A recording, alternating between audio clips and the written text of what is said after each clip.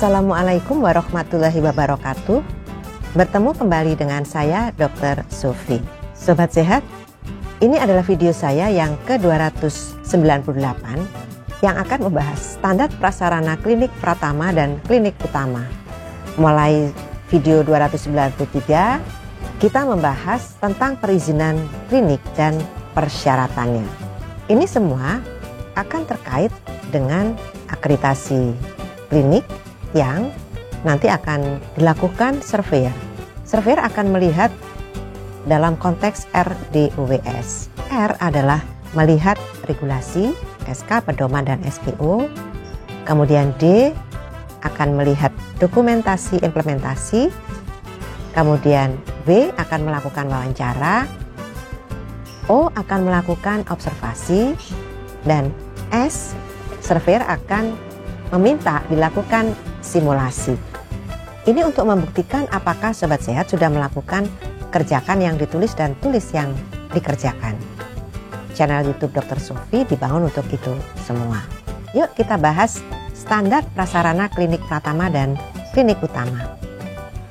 Standar prasarana klinik pratama dan klinik utama tercantum pada tabel di halaman 705 sampai dengan 708 Permenkes RI nomor 14 tahun 2021 tentang standar kegiatan usaha dan produk pada penyelenggaraan perizinan berusaha berbasis risiko bidang kesehatan. Prasarana klinik harus dalam keadaan terpelihara dan berfungsi dengan baik. Prasarana klinik paling sedikit terdiri dari satu sistem penghawaan atau ventilasi. Suhu udara di setiap ruangan disesuaikan untuk memberikan kenyamanan dengan memperhatikan sirkulasi udara. Ventilasi ruangan pada bangunan klinik dapat berupa ventilasi alami dan atau ventilasi mekanis, misalnya kipas angin, air condition. Kemudian sistem pencahayaan. Bangunan klinik harus mempunyai pencahayaan alami dan atau pencahayaan buatan. Tingkat pencahayaan rata-rata yang direkomendasikan sebesar 200-350 lux, disesuaikan dengan fungsi ruangan. Jadi memang sobat sehat perlu mengukur dengan alat yang disebut dengan lux meter. Kemudian sistem air dan sanitasi. Sistem sanitasi klinik terdiri dari subsistem air bersih, subsistem pembuangan air kotor, dan subsistem pengelolaan limbah, termasuk limbah bahan berbahaya dan beracun atau B3. Kita akan bahas satu persatu. Sekarang kita bahas subsistem air bersih. Subsistem air bersih harus direncanakan dan dipasang dengan mempertimbangkan sumber air bersih dan sistem pengalirannya. Sumber air bersih dapat diperoleh langsung dari sumber air berlangganan dan atau sumber air lainnya. Subsistem pembuangan air kotor yang memenuhi persyaratan kesehatan. Subsistem pengelolaan limbah dilakukan melalui pengelolaan limbah yang sesuai dengan peraturan perundang-undangan yang berlaku. Pelaksanaan pembuangan dan pemusnahan limbah dapat dilakukan melalui kerjasama dengan pihak ketiga yang dibuktikan dengan dokumen perjanjian kerjasama. Kemudian pengolahan limbah cair dilaksanakan sesuai dengan peraturan perundangan yang berlaku.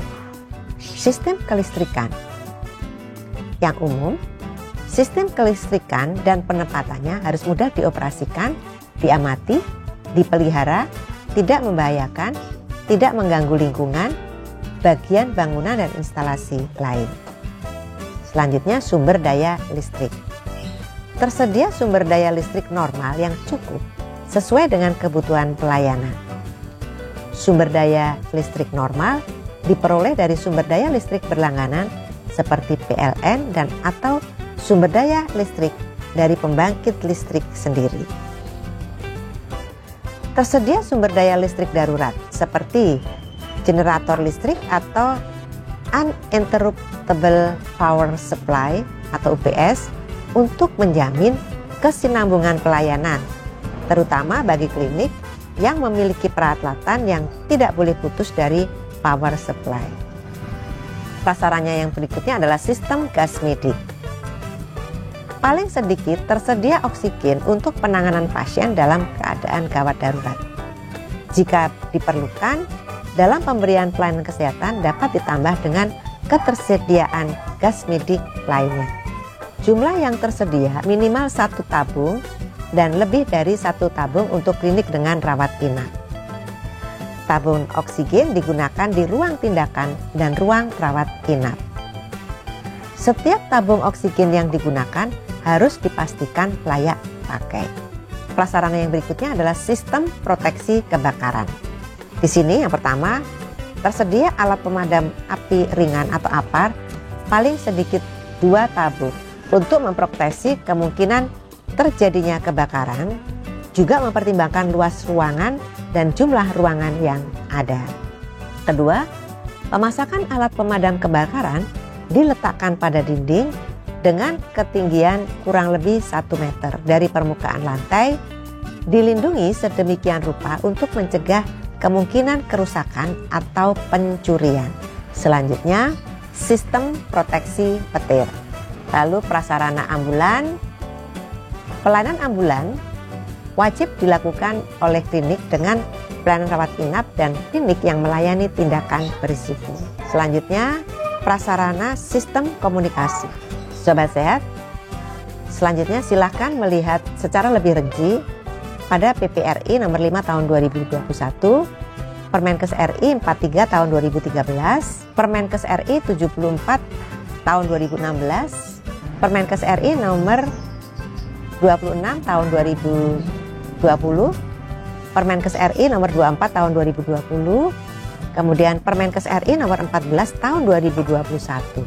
Demikianlah Sobat Sehat, di video 298 ini kita telah membahas standar prasarana klinik pratama dan klinik utama yang ada pada Peraturan Menteri Kesehatan nomor 14 tahun 2021 pada halaman 705 sampai dengan 708. Kita akan bertemu kembali di video 299 untuk membahas tentang standar peralatan pada ruang pemeriksaan umum atau konsultasi klinik, meliputi standar peralatan ruang pemeriksaan umum atau konsultasi klinik pratama dan standar peralatan ruang pemeriksaan umum konsultasi klinik utama, halaman 708 sampai 714. Sampai di sini dulu ya. Semoga selalu sehat. Wassalamualaikum warahmatullahi wabarakatuh.